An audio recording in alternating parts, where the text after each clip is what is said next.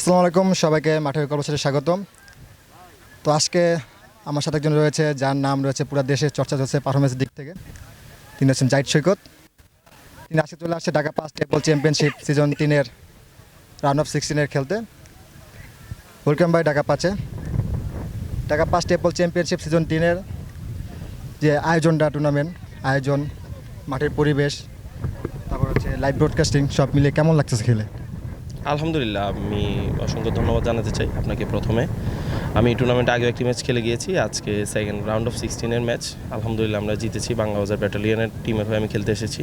মাঠের পরিবেশ, মাঠের উইকেট, ব্রডকাস্টিং সব কিছুই অত্যন্ত সুন্দর এবং টুর্নামেন্ট কমিটি যাদের পরিচালনা যারা করছে তাদের পরিচালনাটাও অত্যন্ত গোছানো। আমি আশাবাদী যে টুর্নামেন্টটা সুন্দর এবং সফলভাবে সম্পন্ন হবে। যে সঙ্গে ধন্যবাদ। তার সাথে আপনাকে ব্যক্তিগত কিছু প্রশ্ন করতে চাচ্ছি। আর ছোটোবেলায় এমন কোন ঘটনা আপনার মনে পড়ে যায় যেটার কারণে আপনি আসলে প্রফেশনাল ক্রিকেটার হতে চাচ্ছিলেন? না, আসলে আমি ছোটোবেলা থেকে যখন ক্রিকেট খেলাটা শুরু করি, এলাকার বড় ভাইদের সাথে যখন থেকে ক্রিকেটটা বুঝি, তারা বিভিন্ন জায়গায় খেলতে যেত, তাদের সাথে যেতাম, ভালো লাগতো। আসলে ওইভাবে কখনোই ভাবি নাই যে ক্রিকেটটা প্রফেশন হিসেবে নিব। আমি প্রফেশনে একজন ইঞ্জিনিয়ার ছিলাম, তো পাশাপাশি খেলাধুলাটা করতাম যখন সুযোগ পেতাম। বাট 2020-এর পর থেকে, কোভিডের পর থেকে আসলে ক্রিকেটের প্রতি একটা, যখন ট্যাপ টেনিস ক্রিকেটটা একটা নতুন একটা জাগরণ সৃষ্টি হইলো, প্লেয়ারদের জন্য ভালো ফেসিলিটিস সব কিছুই একটা ট্যাপ টেনিসের একটা বলতে গেলে একটা স্বর্ণযুগ বলা যায়। তো তখন থেকে আসলে ট্যাপ টেনিস ক্রিকেটটা নিয়ে অন্যরকমভাবে একটা চিন্তাভাবনা শুরু করলাম। আলহামদুলিল্লাহ অনেক সিনিয়র ক্রিকেটারদের মাধ্যমে দেশের বিভিন্ন অঞ্চলে গিয়ে খেলেছি, পারফরমেন্স ভালো করেছি, মানুষের ভালোবাসা পেয়েছি।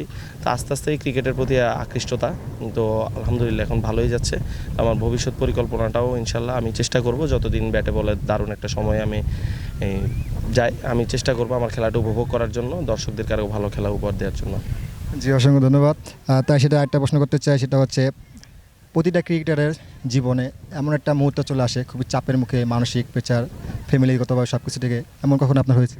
হ্যাঁ, আসলে আমি একটা নিম্ন মধ্যবিত্ত ফ্যামিলি ছেলে, তো এখান থেকে আমি বিলং করি। আমি যেটা বললাম, আমি পড়ালেখার পাশাপাশি আসলে আমি জবটা শুরু করেছিলাম 2013-14 থেকে। আলহামদুলিল্লাহ আমি 2022-23 পর্যন্ত জবেই ছিলাম। জবের পাশাপাশি ক্রিকেটটা হয়। লাস্ট 3-4 বছর আমি জবে নাই। তা আসলে আপনারা হয়তো সকল অবগত আছেন, আমার আম্মু গত বছর মারা গিয়েছে। আমি তখন সৌদি আরব ছিলাম, প্রবাস বাংলা লিগ খেলতে গিয়েছিলাম। আম্মু দীর্ঘ 3 বছরের বেশি ব্রেন টিউমারে আক্রান্ত ছিল।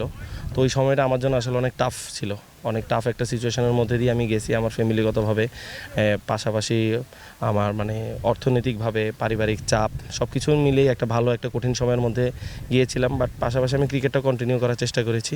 আলহামদুলিল্লাহ ক্রিকেটের মাধ্যমে আমাকে অনেক ভালো কিছু করার সুযোগ করে দিয়েছে। আমার ফ্যামিলি সব কিছু এখন আমার ক্রিকেটের উপর নির্ভরশীল। তা আমি বলতে পারি যে আমি ট্যাপ টেনিস ক্রিকেট খেলে আমি সার্থক। ট্যাপ টেনিস ক্রিকেটের মাধ্যমে আমার সংসারটা চলে, পাশাপাশি আমার যে যে প্রয়োজনীয়তা আছে, প্রয়োজনীয়তাগুলো আমি মিটাইতে পারতেছি। তা আলহামদুলিল্লাহ আমি আসলে সব কিছুর জন্য, প্রত্যেকটা মানুষের জীবনে একটা কঠিন সময় থাকে, কঠিন সময়ের পর একটা ভালো সময় আসে। তো আমি আল্লাহর কাছে সবসময় শুকরিয়া আদায় করি যে আল্লাহ আমার যে ভালো সময়টা খারাপ সময়টা দুইটাই আমাকে উপভোগ করার সুযোগ করে দিয়েছেন এবং তিনি আমাকে অনেক সাহায্য করেছেন, যার কারণে আল্লাহর রহমতের কারণে আজকে আমি এতটুকু এসেছি। জীবন সঙ্গে সবাই, দর্শক সবাই জাহিদ ভাইয়ের আমার জন্য দোয়া করবেন, আন্টিকে যেন আল্লাহ জান্নাত ফিরদৌস দান করুক। এবং সর্বশেষ আপনাদের সমর্থন রয়েছে পুরো ট্যাপ টেনিসের বাংলাদেশের বাইরে অনেক রয়েছে, তাদের সম্পর্কে তাদের জন্য মাঠে গল্পের মাধ্যমে কিছু একটা বলুন, সমর্থকের জন্য মাঠে গল্পের মাধ্যমে কিছু একটা বলুন। জি অবশ্যই। আসলে ট্যাপ টেনিসের দর্শক যারা আছে, সমর্থকদের জন্যই আসলে ট্যাপ টেনিস ক্রিকেটটা তো সুন্দর।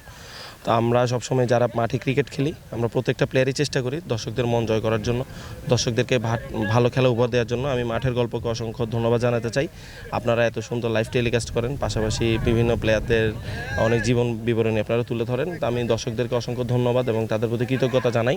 আপনারা সামনের দিনগুলোতে আমাদেরকে এইভাবে উৎসাহ জাগাবেন, আমাদেরকে সাপোর্ট করবেন, যাতে আমরা আরও ভালো খেলার উপহার দিতে পারি। অসংখ্য ধন্যবাদ। মাঠের গল্প থেকে আপনাকে অসংখ্য ধন্যবাদ মূল্যবান সমাধান দেওয়ার জন্য।